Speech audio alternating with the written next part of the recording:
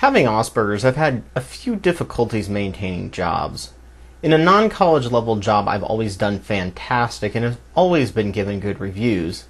Then I got out of college and everything changed. The problem I'm finding is that college can, for one thing, kill your social capabilities, especially when it comes to jobs.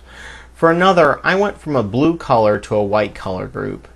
I learned fairly well how to read and interact with blue-collar, which kind of surprises my girlfriend. I think she's worried I'll get into some religious argument or political argument with them. I did roofing while I was unemployed last few months with some good old boy, and we didn't have a single problem. I knew how to read him just fine, and we dealt very well together. However, the white-collar people have body language and communication that are more subtle. There is little directness. Everything is nuanced and just expected of you to pick things up. According to my shrink, however, this is pretty hard for regular people to get it, especially if they came from more blue-collar backgrounds. But with Asperger's and isolationist homeschooling, it's been a massive challenge. So with the latest employment and this new job I got, I made it my job to learn how to act and read people, especially in the white-collar community. My major issues with Asperger's involve my volume level, eye contact, matching rhythm in conversation, and not picking up cues to stop talking. Volume control is a big one for me. All my life, when I get focused or engrossed in a conversation, my voice modulator turns off and people will go, hey, we're in the same room. I wish I had a decibel sensor that would vibrate when I get too loud, because no matter how hard I try, I can either not talk about interesting things or constantly get asked to quiet down. Eye contact is another big one I recently just discovered. Now, I was told as a child that giving eye contact was a sign of respect. I'll look someone in the eye when talking to someone, but then look away when I'm thinking about what they're saying. A recent book I've been reading for Asperger's discusses the language of the eyes, and I make all the mistakes they mention. What's funny is all my life, no one ever told me how to look someone in the eye, just do it, so I use what is called the locked fixed stare. I'm sure I have weirded out a few dates. In fact, one mentioned it, that I leered at her eyes, which I thought was the weirdest thing ever, and made her very uncomfortable. The area of the face to look at is the spot between the eyes, then drift down around to the corners of the mouth, then back to the forehead and repeat.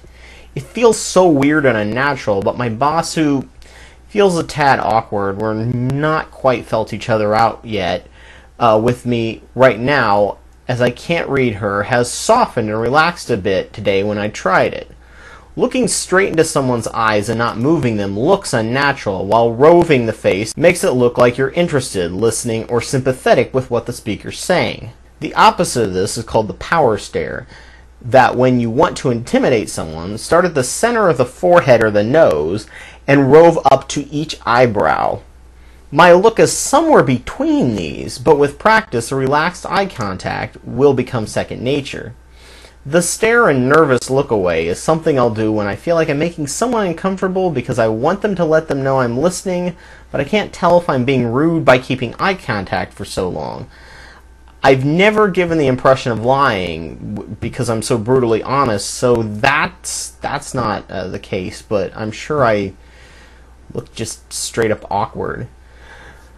When I'm thinking, I'll do an eye roll, especially in class when a student has a question and they're just not getting a subject, which has led some of them to think I'm rolling my eyes because I just think they're stupid or that question was retarded.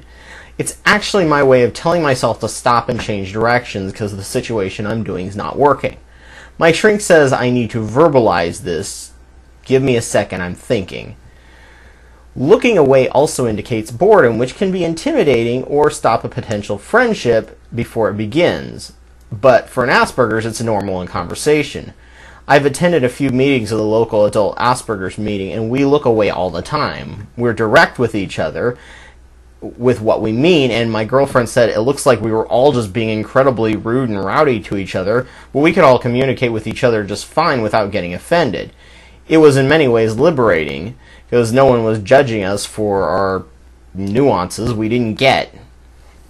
Avoiding eye contacts indicates embarrassment or guilt, which I'm sure has not helped me in many cases.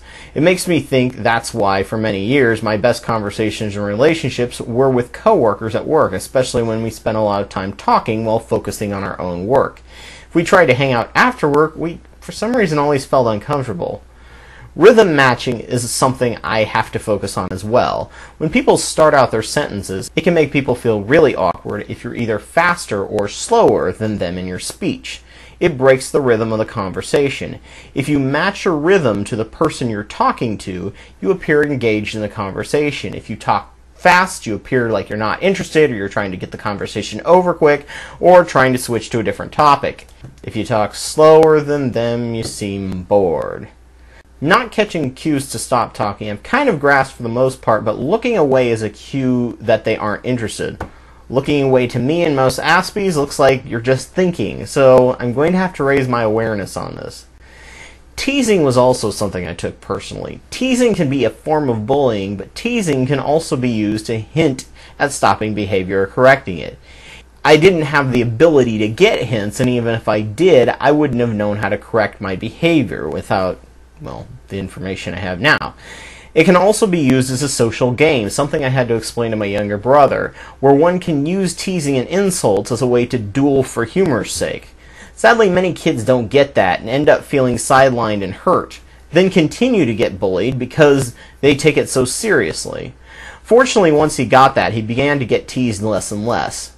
One final piece I learned that I had massive problems with as a child is knowing the difference between rejection and refusal. Refusal is not personal. They may refuse you because it's just not a good time or there are other conditions. Rejection is personal, and they just don't like you. I could never distinguish this as a kid or my teen years and assume that people who refused me were rejecting me. I had a very low opinion of myself in high school for this very reason. So why am I saying this? Because I'm 32 and I'm finally educating myself on some of these things that most people have grasped from early age. It's just something I was never able to pick up. I also know I have many Aspie subscribers who will appreciate this. Also, persons of various levels of class and different cultures will have different body languages, which may prevent them from moving up in the world. If you aren't a native speaker, it's sometimes expected and forgiven that you don't get local body language. If you do speak the language and you don't get the body language of certain groups, you can have some difficulties fitting into that group, or they'll think you aren't a competent employee because you for some reason can't understand English. You actually can understand English, the language, but not the unspoken ways they're saying it. I hope this helps some people. Please put any similar advice or stories of your own coming awareness of unspoken nuances in body language that you think might help others. Thanks and have a great day.